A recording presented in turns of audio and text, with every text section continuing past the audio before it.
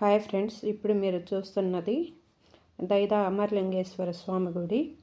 కార్తీక మాసం మొదటి వారం మేము కార్తీక స్థానానికి వెళ్ళి స్వామివారి దర్శనం చేసుకొని ఇంకా అలాగా అక్కడ ధూప నైవేద్యాలు సమర్పించే స్వామివారికి అక్కడ భోజనం చేసి బయటకు వచ్చాం ఫ్రెండ్స్. ఇది పల్నాడు జిల్లాలో ఉండిద్ది. మనం గురజాల నుండి పులిపాడు దైదా మనకి టచ్ అవుతాయి. అమ్మ వాళ్ళ ఊరి పక్కనే ఉండిద్ది దైదా. అమ్మ వాళ్ళది పులిపాడు. ఇంకా అక్కడి నుంచి మేము దైదా వెళ్ళి ఆటో మాట్లాడుకొని బస్సులు కూడా ఉంటాయి, బస్సుల సౌకర్యం కూడా ఉండిద్ది. అయితే సోమవారమే ఉండిద్ది ఆ గుడి. బాగా రష్ ఎక్కువ ఉండిద్ది. అయితే కార్తీక మాసం కాబట్టి ఇంకొంచెం జనం ఎక్కువ మంది వచ్చారు కార్తీక స్థానాలకి, అలాగే స్వామివారి దర్శనానికి. అక్కడ ఇంకా ఉదయం నుంచి సాయంత్రం వరకు వెళ్ళి అక్కడే భజనలు పూజలు అన్నీ జరుగుతూ ఉంటాయి. మళ్ళీ ఉండాలి అనుకున్నప్పుడు సోమవారం నైట్ కూడా అక్కడ నిద్ర చేసి మళ్ళీ అక్కడ స్నానం చేసి స్వామివారిని దర్శించుకొని ఇంటికి వెళ్తారు ఫ్రెండ్స్. అయితే ప్రతి సోమవారం అక్కడ అన్నదానం కూడా జరిగిద్ది. సోమవారం స్వామివారికి పూజలు జరుగుతాయి. ఇంకా కృష్ణ స్నానం చేశాక పక్కనే శివుడు అభిషేకం చేసి స్వామివారిని పూజించాము. అలాగే గణపతికి కుంకుమ పసుపు సమర్పించాము.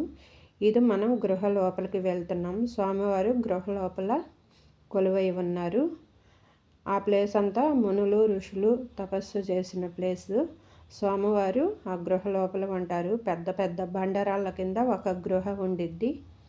ఆ గృహ కిందే స్వామివారు పార్వతీదేవి అలా కొలువై ఉన్నారు. అయితే ఇప్పుడు మనం ఆ గృహ అంతా మీకు చూపిస్తున్నాను ఫ్రెండ్స్.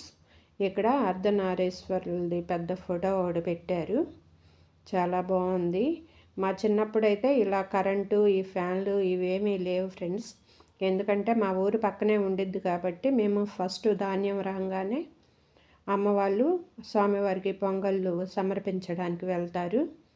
ఇంకా అప్పుడు బస్సుల సౌకర్యం కూడా లేదు ఫ్రెండ్స్. ఇప్పుడంటే బస్సులు ఆటోలు అన్నీ వెళ్తున్నాయి.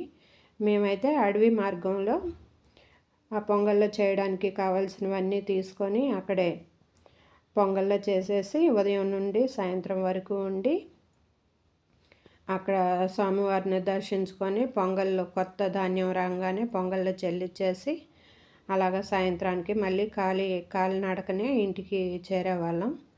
అమ్మ వాళ్ళ ఊరు పక్కనే ఉండిద్ది దైదా. అలాగా మా చిన్నప్పుడు ఏంటంటే ఇంకా అవన్నీ తీసుకొని అడవిలో అడ్డదారిలో వచ్చి పొంగల్లో చేసి సాయంత్రానికి వెళ్ళేవాళ్ళం. గృహ లోపల ఉంటారు. అది గృహ మొత్తం అంతా పెద్ద పెద్ద బండరాళ్ళే తప్ప ఏది మనం కట్టించింది కాదు ఫ్రెండ్స్. అది గర్భగుడి. ఆ రోజు కార్తీక మాసం కాబట్టి రష్ ఎక్కువ ఉంది. లోపలికి అభిషేకాలు అవి ఏం చేయనివ్వలేదు. ఊరక దర్శనం చేసుకొని దర్శనం కూడా సరిగ్గా అవ్వలేదు. ఇది గృహ లోపల 2 చోట్ల కూర్చొని వంగొని వెళ్ళాల్సి వచ్చింది ఫ్రెండ్స్. నడవలేని వాళ్ళు మళ్ళీ రిటర్న్ అటు నుంచి మనం ఎటువైతే ఎంటర్ అయ్యామో అటువైపు వెళ్ళొచ్చు. మేము ఇటువైపు వచ్చాము గృహ బయటికి రెండో వైపు. అలా 2 చోట్ల మనం వంగొని వెళ్ళాలి ఫ్రెండ్స్. ఇదంతా గృహ లోపల చిన్న చిన్న గృహలు ఉన్నాయి. అమ్మవారు వేరే గృహలో ఉంటుంది, అక్కడ పూజలు జరుగుతున్నాయి. మొత్తం కూడా గృహ లోపలే ఉండిద్ది ఫ్రెండ్స్. అసలు చాలా బాగుంటుంది ఆ గుడి. తప్పకుండా ఎవరైనా వెళ్ళాలి అనుకుంటే పల్నాడు జిల్లా గురజాల మండలం నుండి మనకి దైదకి బస్సులు ఆటోలు అన్ని సౌకర్యాలు ఉంటాయి ఫ్రెండ్స్. ఆటో వాళ్ళని తీసుకెళ్ళమన్నా తీసుకువెళ్తారు. కాకపోతే సోమవారం బాగా ఉండిద్ది, దర్శనాలు అవి బాగా జరుగుతాయి, జనం కూడా బాగుంటారు. వెళ్ళాలి అనుకుంటే సోమవారం రోజు వెళ్ళండి. కార్తీక మాసం అంతా కూడా అక్కడ రష్గా ఉండిద్ది. మేమైతే అమ్మవారిని పూజించుకొని ఇంకా అలాగా బయటికి గృహ లోపల నుండి బయటికి వెళ్ళిపోయాం ఫ్రెండ్స్.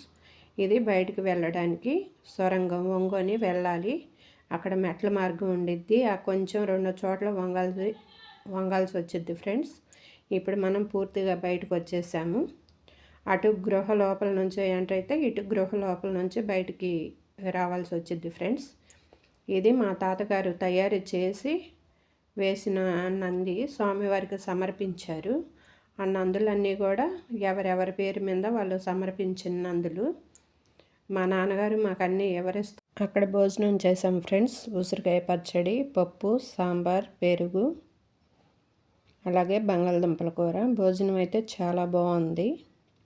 అంతమందికి ఆకలి తీరుస్తున్నారు ఫ్రెండ్స్.